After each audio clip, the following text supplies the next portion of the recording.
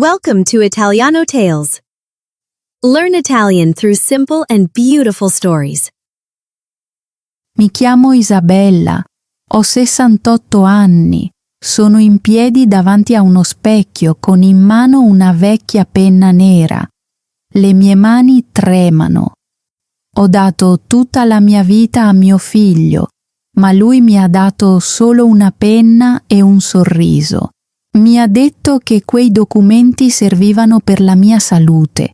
Gli ho creduto, ma non voleva proteggermi. Voleva vendermi. Mio figlio, Matteo, ha scelto i soldi invece di sua madre. Un dolore freddo mi ha riempito il petto. Mi sentivo come se il cuore si stesse spezzando. Ho sempre creduto che la famiglia restasse unita per sempre, ma quel giorno ho perso tutto. Sono diventata completamente sola. Ho passato 40 anni come madre single. Mio marito è morto quando Matteo era solo un bambino. Da quel momento Matteo è diventato tutto il mio mondo. Ogni mattina mi svegliavo alle 5. Lavoravo duramente ogni giorno per rendere la nostra casa calda e felice. Stiravo le camicie di Matteo finché non erano pulite e perfette. Gli cucinavo una zuppa calda ogni singolo giorno. Allora, la mia vita aveva un profumo meraviglioso. Profumavo di vestiti puliti, la casa profumava di pane caldo. In giardino le mie rose rosse erano luminose e piene di vita. Ero orgogliosa della mia casa, ero orgogliosa della mia famiglia. Pensavo che mio figlio fosse il mio eroe. Gli ho dato tutto l'amore che avevo nel cuore. Poi tutto è cambiato. Matteo ha sposato una donna di nome Jessica. Era giovane, ma molto pigra. Non puliva mai la casa, non cucinava mai. Si comportava come se il mio lavoro fosse un suo diritto. Lentamente sono diventata una serva nella mia stessa casa. Anche Matteo è cambiato. È diventato silenzioso e triste. Era sempre preoccupato. Sapevo che la sua attività stava fallendo. Aveva molti debiti. I creditori chiamavano ogni giorno. Matteo ha smesso di guardarmi negli occhi. Quando parlavo, fissava il pavimento. Non rideva più con me. Di notte sedevo da sola nella cucina buia. Sentivo Matteo e Jessica parlare nella loro camera da letto. Sussurravano per ore. Le loro voci erano basse e fredde. Stavo in piedi nel corridoio, tremando. Sussurravo a me stessa. Perché mi nascondono delle cose? Il petto mi si stringeva. Sapevo che un segreto stava crescendo nell'oscurità. Il dolce profumo delle rose è scomparso. La casa sembrava pesante e strana. Una sera Matteo è entrato in cucina. Mi ha guardata con occhi tristi e mi ha preso la mano. Madre, ha detto dolcemente, sono preoccupato per te. Dimentichi le cose. Ti fa male la schiena ogni giorno. Non posso guardarti soffrire. Sono rimasta sorpresa. Una calda felicità mi ha riempito il cuore. Pensavo che finalmente avesse visto il mio dolore. Ho sussurrato: mi ama ancora. Il giorno dopo, Matteo mi portò in un bel ristorante. Le luci erano soffuse, la musica era calma. Per un momento dimenticai il volto freddo di Jessica e la casa in disordine. Matteo mi sorrise e disse: «Madre, sei la persona più importante della mia vita». Le lacrime mi riempirono gli occhi. Mi sentii di nuovo al sicuro. Credevo che mio figlio fosse ancora il bravo ragazzo che avevo cresciuto. Mi fidavo completamente di lui. Quando tornammo a casa, Matteo mise alcuni documenti sul tavolo. Poi fece qualcosa di scioccante. Si inginocchiò accanto alla mia sedia come un bambino piccolo.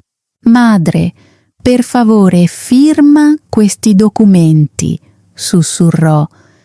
«È per l'assicurazione sanitaria. Voglio che tu abbia buoni medici. Voglio che tu viva a lungo con noi». Il mio cuore era pieno d'amore. Teneva i fogli e copriva la parte superiore. Non vidi le parole atto di donazione, vidi solo la linea della firma. Non lessi le parole piccole. Non feci domande. Perché avrei dovuto? Era mio figlio. Presi la penna e firmai il mio nome. Pensavo di proteggere il mio futuro. Pensavo di aiutare mio figlio. Non sapevo che mi stava tradendo. Quella notte non riuscii a dormire per quanto ero felice. La mattina seguente pulii la casa con un sorriso, lucidai il tavolo finché non brillò, lavai i pavimenti, guardai le pareti della mia casa e sussurrai: «Andrà tutto bene», ma mi sbagliavo. Stavo pulendo una casa che non mi apparteneva più. Sorridevo mentre entravo in una trappola. Non sapevo di aver firmato via la mia vita. Mi sentivo calma, ma una tempesta stava arrivando. Lunedì mattina un'auto nera si fermò davanti al cancello. Matteo mi aiutò a sedermi dentro. «Madre, è per il tuo controllo di salute», disse dolcemente. Gli sorrisi. Credevo che mi stesse proteggendo. Mi sentivo riconoscente per il mio figlio premuroso. L'auto attraversò una zona silenziosa e grigia della città. Ci fermammo davanti a un edificio alto e vecchio. L'aria odorava di sapone vecchio e di tristezza. Mi guardai intorno cercando un medico, ma vidi solo un piccolo ufficio. Chiesi al responsabile dell'assicurazione sanitaria. Mi guardò e rise. «Assicurazione?» disse. «Non c'è nessuna assicurazione, signora. Suo figlio ha venduto la sua casa questa mattina. Ha usato i soldi per pagare i suoi debiti. L'ha portata qui. Questa è la sua casa adesso. Lo Stato paga per il suo letto». Il mio mondo si fermò. Mi sentivo come se stessi sognando. Il petto mi si strinse, non riuscivo a respirare. Presi il telefono e chiamai Matteo. Nessuna risposta. Chiamai ancora e ancora. Alla fine rispose Jessica. La sua voce era fredda e crudele. «Smettila di chiamare, Isabella», urlò. «La casa non c'è più, abbiamo pagato i debiti, stiamo iniziando una nuova vita, resta lì e sii felice, non chiamarci più». La chiamata si interruppe. Rimasi lì come una statua, le mani mi tremavano, la mia piccola borsa cadde a terra con un forte rumore. «Come ha potuto farmi questo?» sussurrai. In quel momento capii la verità. Mio figlio mi aveva tradita. Guardai le pareti sporche e la porta chiusa. Non avevo una casa, non avevo una famiglia, ero completamente sola. 2 giorni dopo, la pesante porta del corridoio si aprì. Matteo entrò. Portava 3 grandi sacchi di plastica. Dentro c'erano i miei vecchi vestiti stropicciati. Rimasi immobile, non piansi. I miei occhi erano asciutti, ma il mio cuore era pesante come una pietra. Sapevo che quella era la fine della mia vita di prima. Matteo non mi guardò. Le sue mani tremavano mentre lasciava cadere i sacchi sul pavimento sporco. Un silenzio profondo si fermò tra noi. Guardai la sua camicia. Era sporca e piena di pieghe. Per 40 anni mi ero assicurata che i suoi vestiti fossero perfetti. Ora sembrava uno sconosciuto. Ricordai di essermi svegliata alle 5 di mattina per lui. Senza di me sta già andando in pezzi, sussurrai a me stessa. Matteo, dissi dolcemente. Si fermò ma tenne la testa bassa. Matteo, hai fatto colazione oggi? Chiesi. Nessuna risposta. Chi ti ha stirato quella camicia piena di pieghe? Chiesi di nuovo. Madre, per favore, sussurrò. Il debito era troppo grande. Non avevo scelta. Feci un respiro profondo. Le mani mi sembravano fredde. Sapevo che stava mentendo a se stesso. Hai venduto la casa per pagare la banca, dissi con calma. Ma dimmi, Matteo, chi pagherà per 40 anni del mio amore? Chi pagherà per la vita che ti ho dato? Alzò lo sguardo per un secondo. I suoi occhi erano rossi e pieni di vergogna. Sembrava un bambino spaventato, non un uomo adulto. Il mio cuore faceva molto male, ma non mi mossi. Sapevo che non potevo più proteggerlo. Aveva scelto i soldi al posto dell'amore. Si girò e scappò via. Non disse addio. Salì in macchina e partì velocemente. Rimasi sola nel corridoio silenzioso per molto tempo. L'aria fredda mi toccava la pelle. Pensai alle mie rose rosse e alla mia cucina calda. Ho perso tutto, sussurrai. Mi sedetti sul mio piccolo letto duro. Sapevo che la mia vita di servizio agli altri era finita. Mi sentivo vuota, ma anche calma. Forse il dolore è una porta, sussurrai. Devo essere forte. Più tardi venni a sapere cosa accadde nella loro nuova vita. Matteo e Jessica si trasferirono in un appartamento moderno in città. Aveva alte pareti di vetro e luci bianche e brillanti. Sembrava ricco e bellissimo, ma si sentiva freddo e vuoto. Jessica usò i soldi extra della mia casa per comprare un'auto veloce e molte borse costose. Lei era felice. Matteo no. Pensai alla nostra vecchia casa. Era piena di una calda luce gialla e del profumo di pane appena sfornato. Ora vivevano dentro una scatola di vetro. Nel nuovo appartamento la vita di Matteo diventò un incubo. Sapevo che Jessica non si sarebbe mai presa cura di lui come facevo io. Non c'era nessuna zuppa calda ad aspettarlo, solo contenitori di plastica con cibo e il cattivo odore del fast food vecchio. L'aria era pesante e sporca. Ricordai le mie rose rosse, ma nel loro appartamento c'era solo l'odore della spazzatura. Matteo appariva ogni giorno più stanco. Andava al lavoro con camicie sporche e stropicciate. Nessuno le stirava più per lui.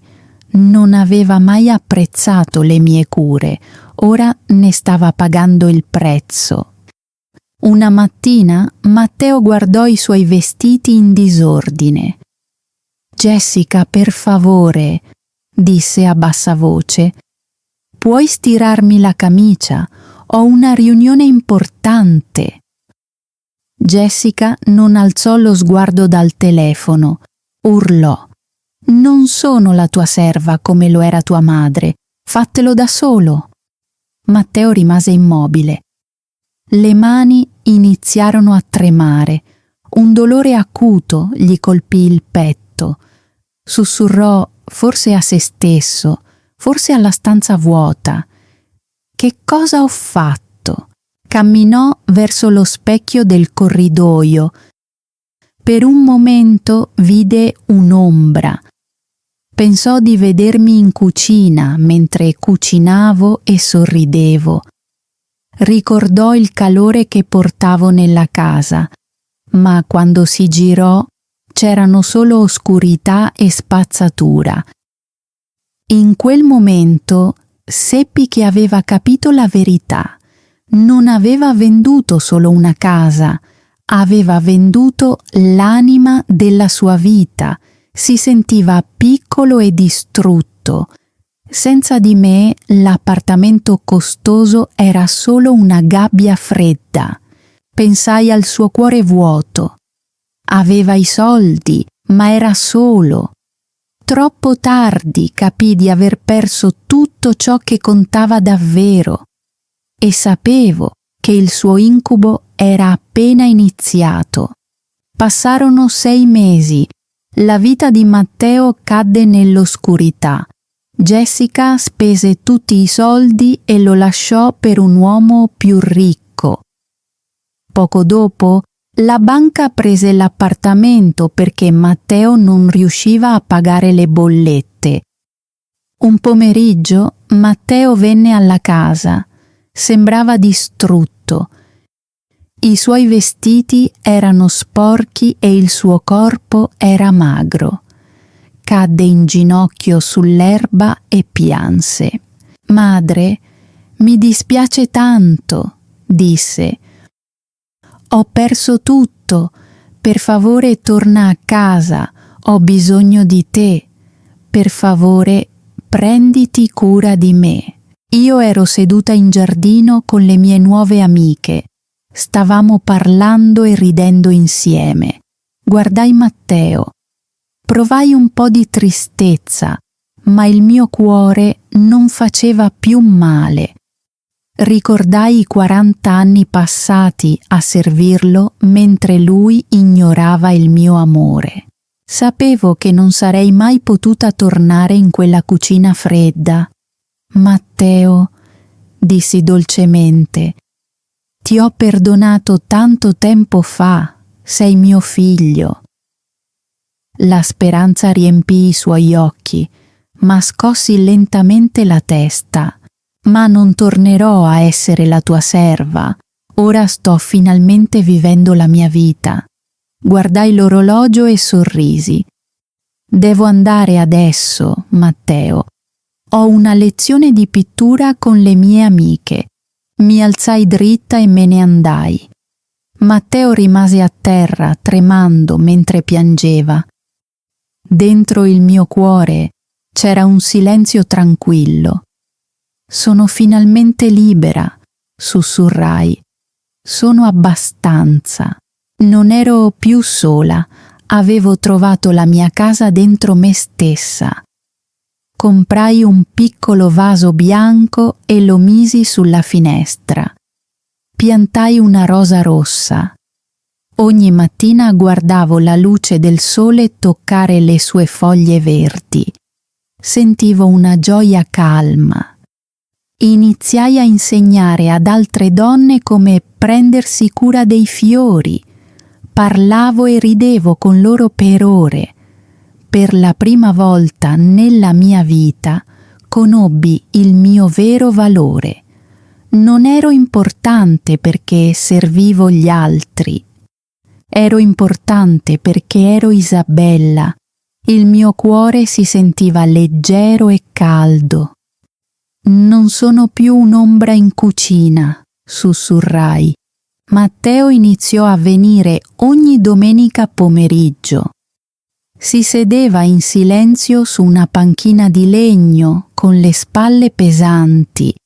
Aveva pagato un prezzo alto per la sua avidità. Parlavamo del tempo e dei piccoli fiori. Mi sentivo serena, ma tenevo il cuore protetto. Ricordai il giorno in cui mi tradì con quella penna nera. Lo amavo come una madre, ma ora avevo dei limiti chiari. Non toccò mai più i miei soldi o i miei documenti. Non controllava più la mia vita. La mia vita mi appartiene adesso, sussurrai. Non mi perderò mai più, perché finalmente avevo me stessa. Guardai la mia rosa in fiore e feci un respiro profondo. Pensai al mio viaggio da quella cucina fredda a questa finestra luminosa. Una pace che non avevo mai conosciuto riempì il mio cuore. Ho imparato una dura lezione. L'amore non è un contratto. La maternità non è un servizio. Se tratti tua madre come una serva, puoi avere una casa, ma non una famiglia. Sono abbastanza, sussurrai. Nel mondo di oggi il denaro spesso nasconde il volto dell'amore. La mia storia è un avvertimento per ogni genitore. Un tempo credevo che amare significasse dare tutto. Più tardi ho imparato che il rispetto conta di più. Primo, non firmare mai un documento che non capisci, nemmeno per la famiglia. Secondo, non dare mai tutta la tua vita fino a perdere la tua voce. Per anni ho pensato che il mio unico scopo fosse servire. Mi sbagliavo. La vera felicità inizia quando impari a rispettare te stesso. Sono diventata libera il giorno in cui mi sono rimessa in piedi da sola. Il tuo vero valore vive nella pace dentro di te. Grazie per aver ascoltato la mia storia. Cosa faresti se fossi Isabella? Perdoneresti Matteo? Condividi i tuoi pensieri qui sotto.